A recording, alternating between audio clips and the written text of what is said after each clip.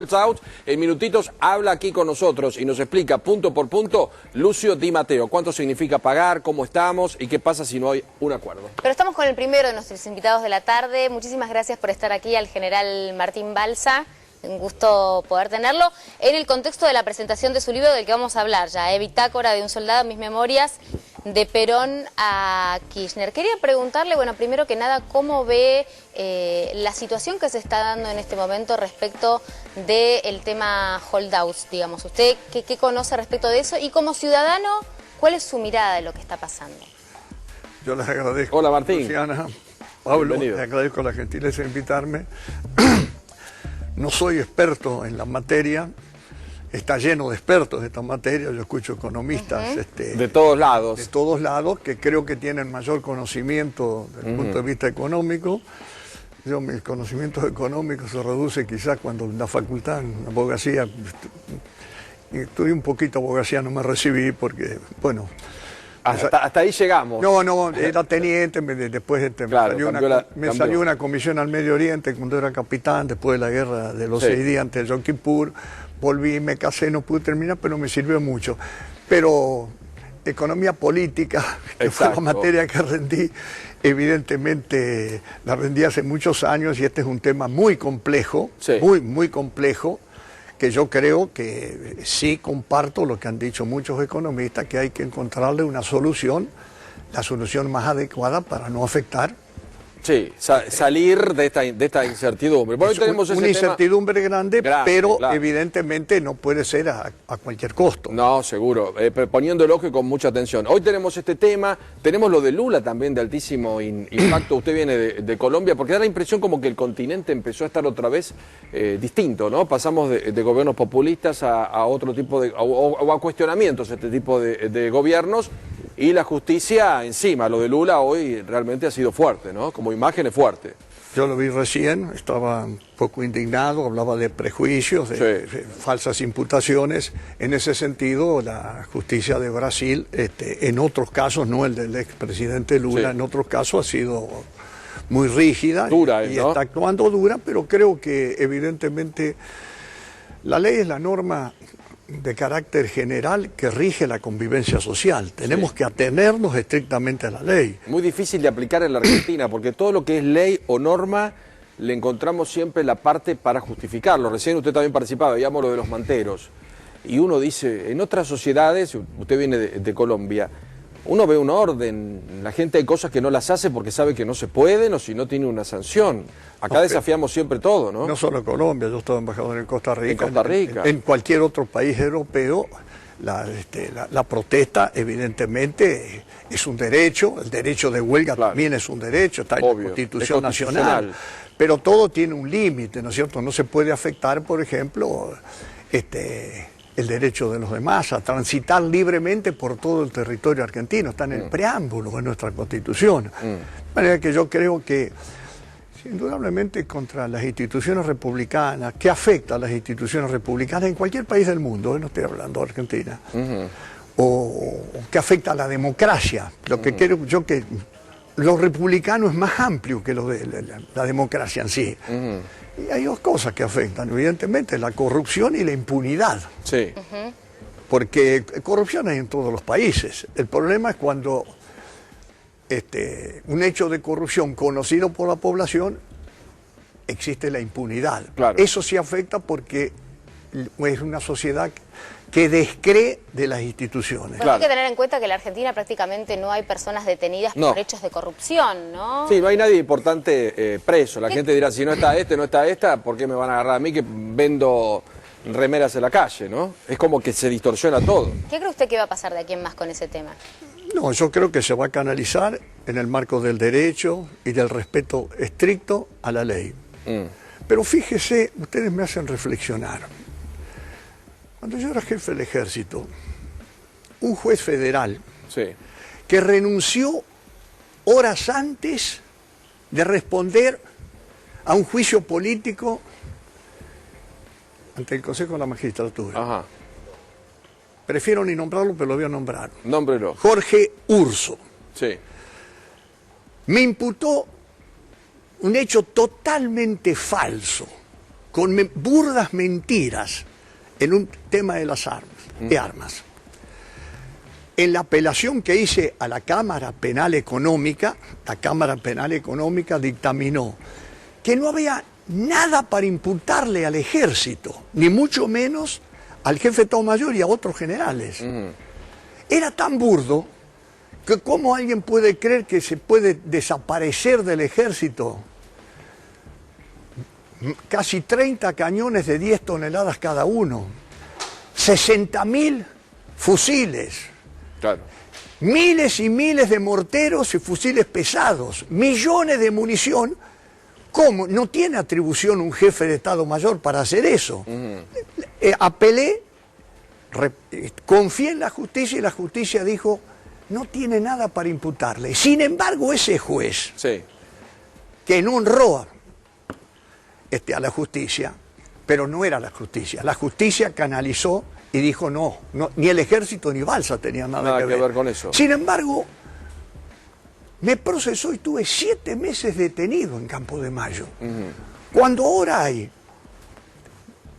procesados en primera, en segunda instancia o en más instancias, sí, y están tomando sol en la casa, que no tienen un día, sí, de prisión. Yo tuve 7 meses, sufrió el presidente Lula, decía cómo se afectó a su familia. Claro. Ese juez Jorge Urso, que renunció horas antes de responder a un juicio en el Consejo de la Magistratura, afectó a mi familia, a mi esposa, a mis hijos. Obvio. 7 meses detenido, pero fue la justicia penal económica la que dijo no había nada. Por supuesto, fuimos sobreseídos sin afectar el buen nombre y honor. Claro. Pero la detención existió. Y ahora, evidentemente, por eso creo que en cualquier sociedad, corrupción e impunidad es lo que afecta a las instituciones republicanas. Pero hemos perdido un orden y volvemos lamentablemente a la época de la dictadura. Un orden en todo sentido. Hoy la policía, para decir señor doble acá o señor permítame que está mal estacionado, lo más probable es que sufra un episodio de alguna agresión, de algún insulto. La policía en las canchas no detiene un barra brava, porque dice no lo puedo detener porque a los 2 minutos hay 5 que llaman a una comisaría para liberarlo o el comisario lo deja en la calle al instante. Pero confío, ¿no? Tenemos que ser esclavos de la ley, sí, esclavos claro, de esa norma que rige la convivencia social.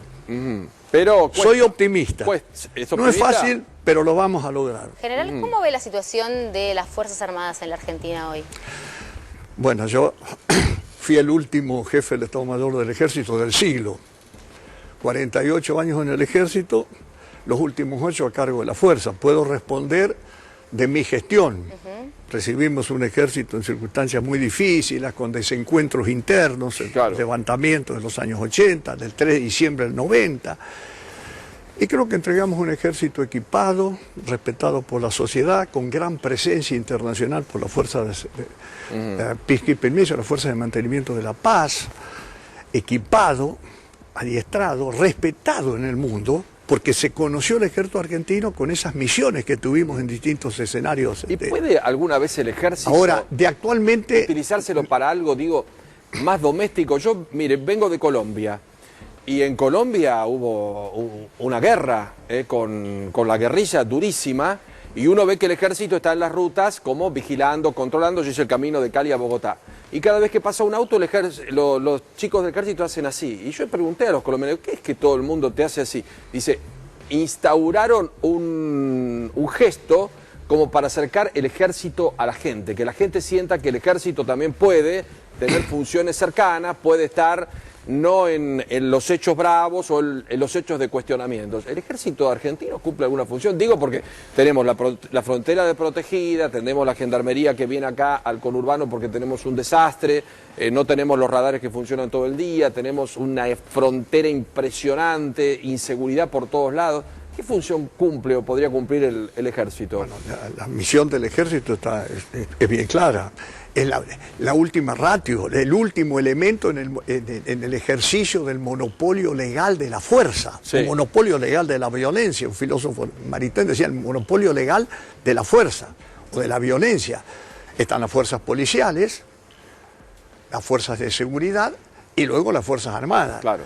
Ahora, las leyes vigentes, la ley de defensa nacional particularmente, establece claramente cuál es la misión de una Fuerza Armada. ¿Pero hoy qué está? ¿En una función pasiva? No, está en la misión que tiene que cumplir.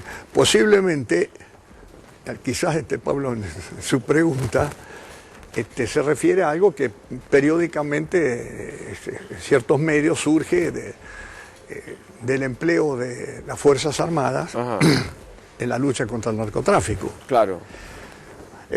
Digo esto porque usted me planteó el problema de Colombia. Claro, no, y digo, tenemos la frontera, que Colombia todo el mundo tiene... dice, no hay un radar, está todo abierto, es un... Bueno, no sé en este momento, claro, estado alejado, pero Colombia está tratando de salir de un conflicto de más de 50 años. ¿No pero es cierto? se metió con mucha fuerza en el narcotráfico ahí, ¿no?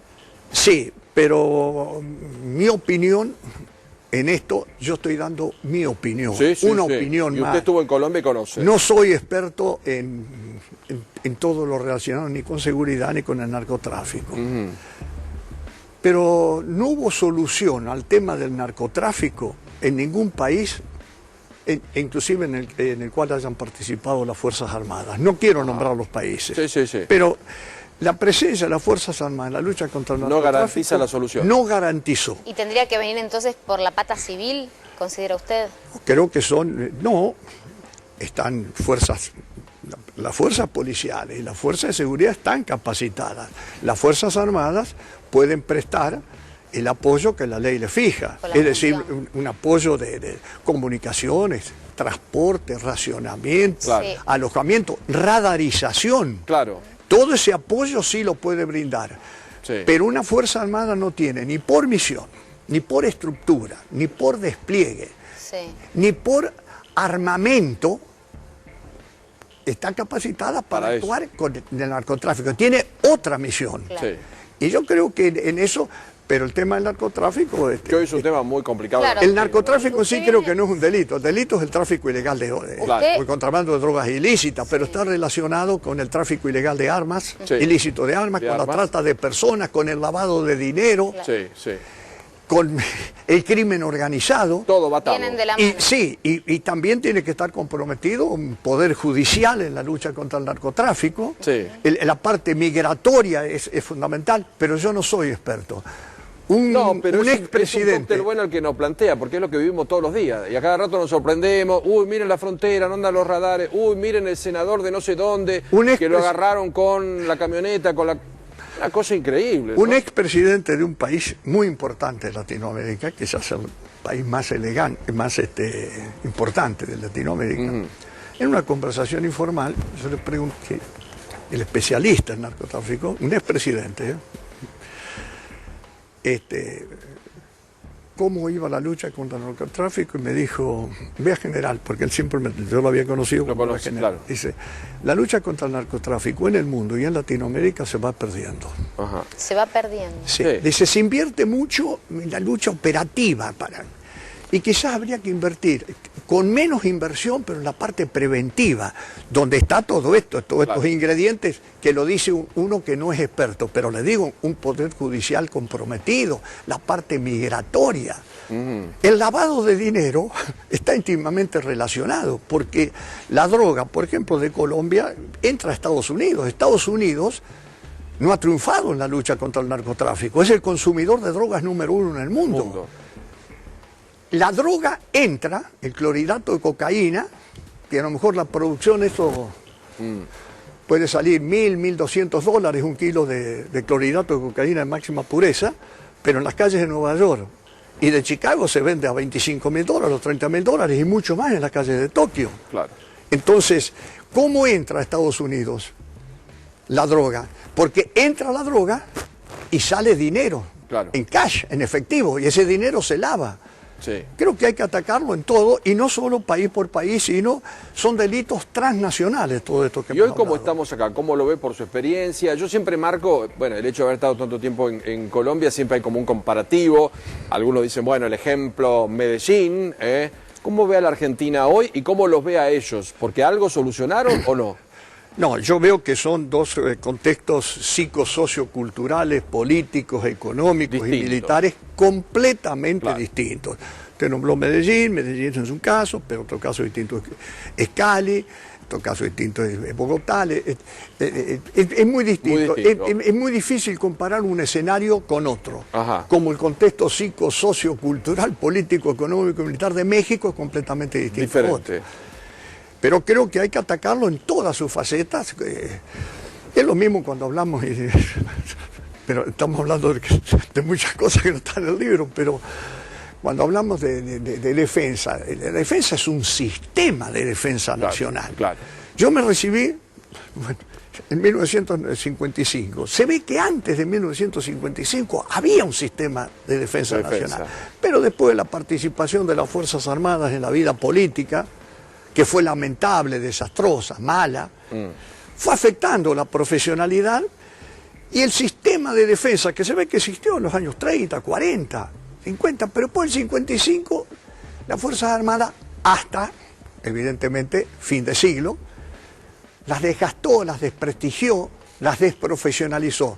Tratamos en los años 90 de iniciar un proceso completamente distinto en cuanto a eso, y creo que se debe seguir en esto. Por ejemplo, no se puede tener hoy, en los años 90 nosotros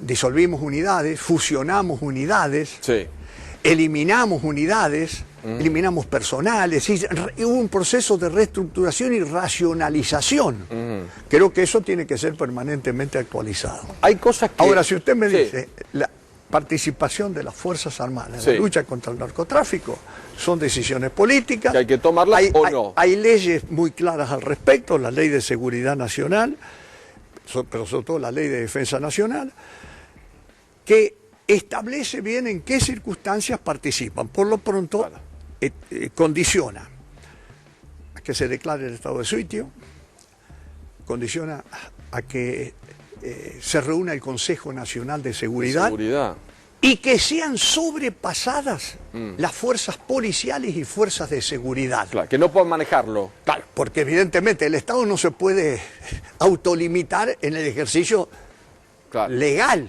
O sea, vamos a un extremo. ¿Tenemos cosas de Colombia o de México? Porque acá en un principio, típico de argentino, negamos todo, ¿no? No nos parecemos a nada, no, acá en la Argentina, no, acá. Bueno, tuvimos un crecimiento exponencial de consumo, tenemos un índice de consumo de cocaína altísimo, índices internacionales que nos marcan lo que nosotros no vemos o no queremos ver, y algunos dicen, tenemos cosas de Colombia o de México porque empezaron así. ¿Tenemos cosas de alguno de esos países en estos momentos? Vuelvo a la respuesta anterior.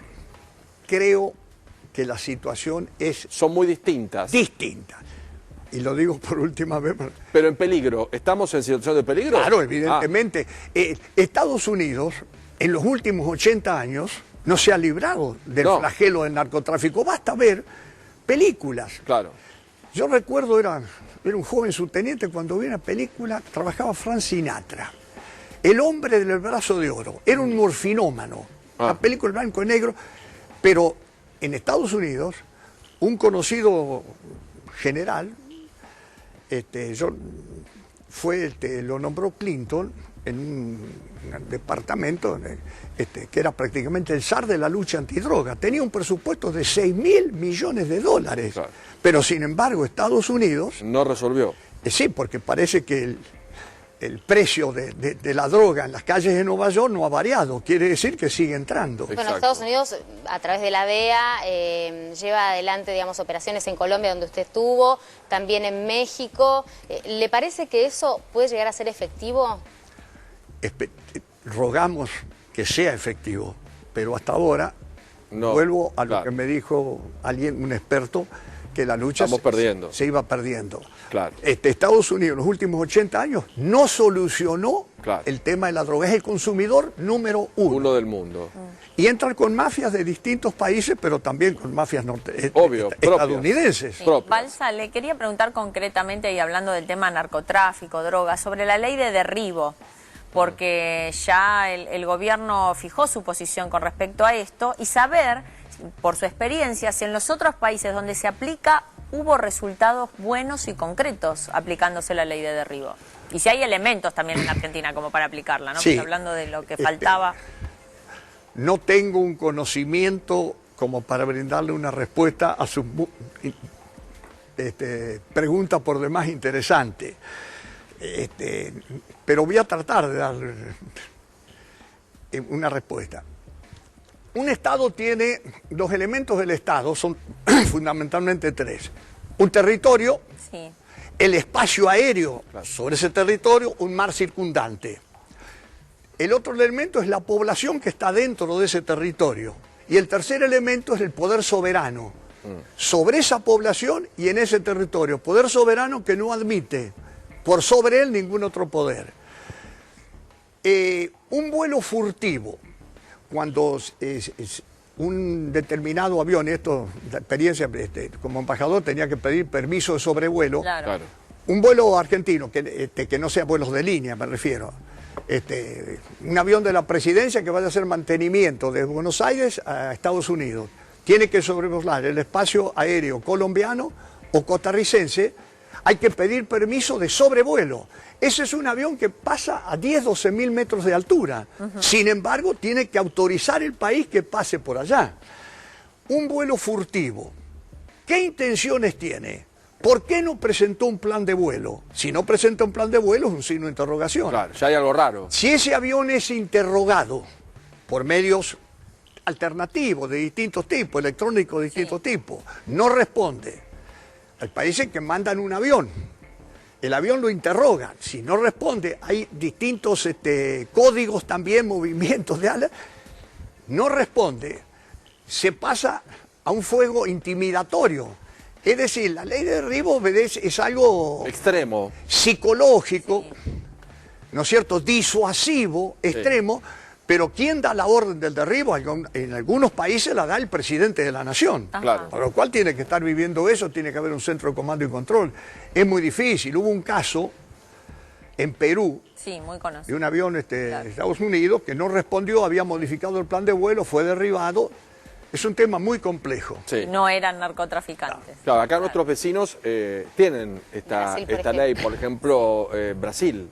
Sí, pero se ha aplicado Claro, en Contadas muy poco caso. Pero por eso le decía, el espacio aéreo de un país, el país tiene que controlarlo. Sí, igual como usted dice. Un vuelo furtivo no es que traiga droga, eso sería lo menos importante. Sí. ¿Qué pasa si ese tiene 1.000 o 2.000 kilos de trotil? Claro. Sí. Y lo estrella en una plaza, Una bomba, buscando digamos. un impacto psicológico internacional a nivel mundial. Sí. Pero es un tema muy complejo eso de la ley de derribo y lo dejo para los expertos. Bueno, pero es bueno lo que nos explicó, porque es la última instancia, no es que hoy un avión, tirémoslo, hay un montón de pasos. Hay un protocolo tremendamente estricto. Para llegar a... No es el piloto el que tiene atribuciones, está informando un centro de comando y control, y en algunos es el Poder Ejecutivo Nacional, que es unipersonal, ¿no es cierto? Sí. El Poder Ejecutivo es el presidente, porque no se derriba una máquina. Ahora, la pregunta es, ¿por qué hay un vuelo furtivo? ¿Por qué no hizo el plan de vuelo? ¿Por qué no pidió? Y no estamos hablando de aterrizar, ¿eh? Un plan de vuelo se hace de sobrevuelo a 12.000 metros de altura. Claro. Hay que pedir permiso al país. Claro. ¿Cómo ve la seguridad, Martín, hoy en la Argentina? La doméstica. Yo, por supuesto, que me va a decir, como todo, que vive con preocupación, tal vez con más o con menos temor, pero digo, también el rol de las fuerzas de seguridad en la Argentina. Si son eficientes, si no lo son, si pueden o no pueden. Yo en esto me limito a ustedes, lo que escucho, lo que leo. Yo creo que el conocimiento que he tenido, tenemos policías y fuerzas de seguridad altamente capacitadas, ¿no es cierto? Tenemos fuerzas altamente capacitadas. Me permito decir algo que puede ser discutido, alguien puede disentir, el disenso nos debe enriquecer. No quiero nombrar países, pero los 3 países que tienen el mayor índice de seguridad en lo que se respecta a muertes violentas, asesinatos, no como consecuencia de guerrilla, ni la violencia intrafamiliar, sino asesinatos.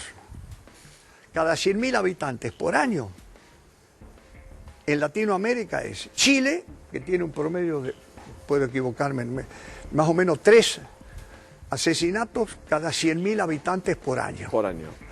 Uruguay, que le dan entre 5.8 y 6. Sí. Y Argentina, que tiene aproximadamente 6 asesinatos cada 100.000 habitantes por año. De ahí, a medida que vamos subiendo sur-norte, hasta llegar a México, la seguridad, ese índice se va incrementando. Claro. En países, 36 asesinatos cada 100.000 habitantes por año, o casi 100 asesinatos cada 100.000 habitantes por año. Bueno, Martín, le queremos agradecer. Mostramos el libro. Sí, pero hágame alguna pregunta del libro. Bueno, cuéntenos qué escribió, porque medio que escribió de lo lindo, ¿eh? Sí, claro. Acá está, el libro de Martín Balsa, que ya está en todas las librerías, Bitácora de un soldado. ¿Qué es su vida? No es mi vida. Es mis memorias de Perón a Kirchner. Sí, pero institucionalmente, de 1952 al año 2003. Finalizo con una semblanza del gobernador Kirchner que yo conocí y traté. Claro. ¿Y por qué en 1952? Porque ese año yo ingresé al colegio militar. Sí. Mi primera actividad con 17 años fue el desfile en que Perón asumió su segunda presidencia. Unos días después, fines de julio aproximadamente, hice 2 guardias en el velatorio de Eva Perón en el Consejo Deliberante. No la velaron la CGT como es, en el Consejo Deliberante. Y la última noche a ella la velan en el Congreso. Ajá. También integré el cordón de honor en la Avenida de Mayo, en el sepelio. Claro. 4 años después, ya siendo un cadete de 4º año, mi último año, estaba en retiro, en un día gris plomizo, como digo en el libro. Cuando alguien dijo, ¿qué truenos? Tomo el tren, llego al Palomar, no eran truenos, era el bombardeo de Plaza de Mayo. Claro. Al día siguiente, la batería de artillería del colegio ocupó posiciones en la costanera sur, y vi una ciudad bombardeada. 300 muertos aproximadamente y un número no determinado de heridos. Claro. Los desencuentros que hemos tenido, 4 de los golpes militares de los 6 del siglo, el del 55, el del 62 con Frondizi, el del 66 con Ilia, y el último que prefiero no acordarme en este momento porque el 24 lo vamos a conmemorar 40 años. 40 años. De los 6, en 4... En el primero era cadete, en el segundo era teniente, en el tercero era teniente primero, en el último era mayor, yo estaba en Perú, pero trato de contar y dar una vivencia, mi vivencia. ¿Seguro? Otros pueden tener de muchos acontecimientos que han ocurrido, pero todos esos golpes fueron cívico-militares. En esos golpes yo recuerdo políticos. Claro, civiles y militares. Sí, políticos, militares, sindicalistas, empresarios, algún miembro de la iglesia también. También hay. Periodistas, discúlpenme, no se me enojen. Lo vamos a leer. Pero fueron golpes cívicos militares. Hoy es otra sociedad. Y si yo tuviera que poner una fecha para ver cuándo se puede objetivar, materializar la subordinación de las Fuerzas Armadas, y sobre todo hablo por el Ejército, al poder civil, diría el 3 de diciembre de 1990. Ajá. Porque si yo les hago una pregunta a ustedes, permítanme que les haga una... ¿Ustedes recuerdan algún periodo de estabilidad constitucional e institucional en el contexto del Ejército, de las Fuerzas Armadas, que no hubo chirinadas, no ocurrió nada tan largo como el que va del 3 de diciembre del 90 hasta el día de hoy? ¿Hasta este momento? No. Ahí se materializó. Hoy son Fuerzas Armadas respetuosas del poder civil. La sociedad civil también ha reconocido, porque muchos políticos reconocen también en esa... Fíjese, vamos a recordar 200 años de nuestra independencia pronto. Ese Congreso de Tucumán inició sus sesiones un 24 de marzo de 1816. Claro, justo. Fecha trágica por lo del 76, ¿no es cierto? Pero pasaron casi 200 años hasta que nos hayamos aclimatados todos a respetar las instituciones republicanas. Martín, le queremos agradecer mucho. Queríamos contar que ha escrito el libro, pero tener su rica experiencia para charlar de todos los temas que nos parecieron oportunos, para tenerlo de invitado hoy Aquí. Así que el libro hay que comprarlo. Sí, Esto es simplemente un anticipo. Todo. Ahora le vamos a pedir la firma y que es el segundo Muchas libro. gracias, Exacto. Luciana, muchas ¿Este gracias, es el segundo? Pablo. Sí, claro, el otro Ese es el sobre segundo. Malvinas, ¿no? ¿El segundo? El segundo libro suyo. No, he escrito como 4. Escribí ¿Ah, uno sí? que se llamaba Malvinas, gesta e incompetencia, Sí. como un veterano de guerra más. Ajá, así que... Y si este usted es me el nuevo. permite, Sí. a todos los veteranos de guerra, sin distinción de fuerzas o jerarquía, aprovechar esto, que ya pronto tenemos el 2 de abril, Sí. para mandarles un fuerte, muy afectuoso abrazo. Me parece muy bien. Gracias por su visita, Martín. Muchísimas Gracias a por haber ustedes. estado. Martín Balsa aquí con nosotros. ¿Vamos a los títulos? Claro.